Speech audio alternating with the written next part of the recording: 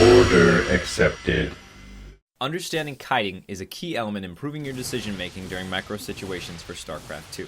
In this video, we'll go over the basics with more specific and advanced materials to come in following videos. Kiting is a process of alternating moving and attacking to increase damage dealt and or decrease damage taken by a unit or group of units. The first thing you need to know is which units will gain advantage over which when kiting. Rather than try to memorize a list of every single unit interaction in Starcraft 2, we can use 3 simple rules to determine if kiting should be used in a particular situation. Range. With longer range, kiting will allow you to deal damage without taking any for a length of time determined by your speed. Speed.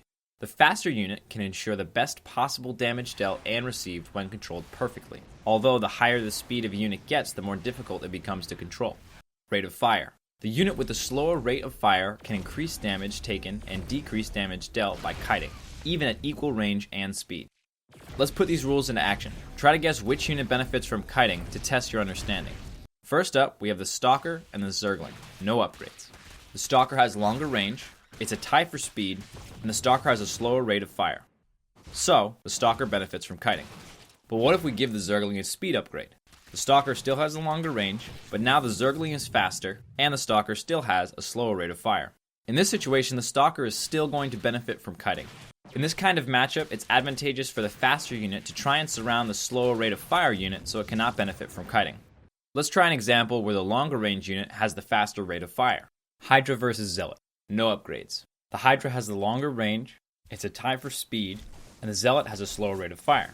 Here it looks like a tie. And that is exactly the case. As the Zealot is closing the distance, it's beneficial for the Hydra to kite. But once the Zealot is in melee range, kiting the Hydra only serves to maximize the Zealot's efficiency by effectively decreasing the Hydra's rate of fire to that of the Zealot.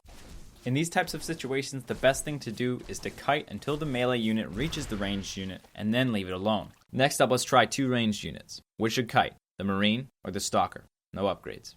The Stalker has the longer range, the Stalker is faster, the Stalker has a slower rate of fire, therefore the Stalker benefits the most from kiting.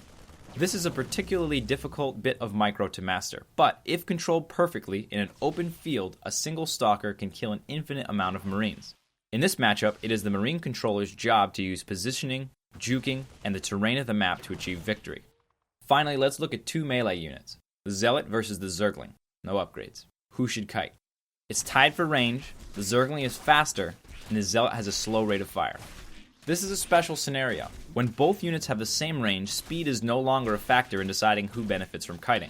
The only thing that matters is the rate of fire. This is because to attack, units have to stop. So the unit with the slower rate of fire, or in this case, the Zealot, benefits most from kiting. The advantage that the faster unit has in this scenario is to shut down the kiting of the unit with a slower rate of fire by surrounding it. Keep in mind that we did mostly single unit scenarios. As the battle gets bigger, kiting opportunities change and become more complex, which we'll cover in an upcoming video.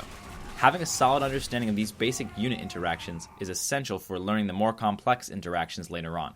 My name is Jack Attack, and as always, thanks for watching. If you have an idea for a video you'd like us to do, please leave with any questions, comments, criticisms, concerns, or anything beginning with the letter C in the comments section below, and we'll see you again soon.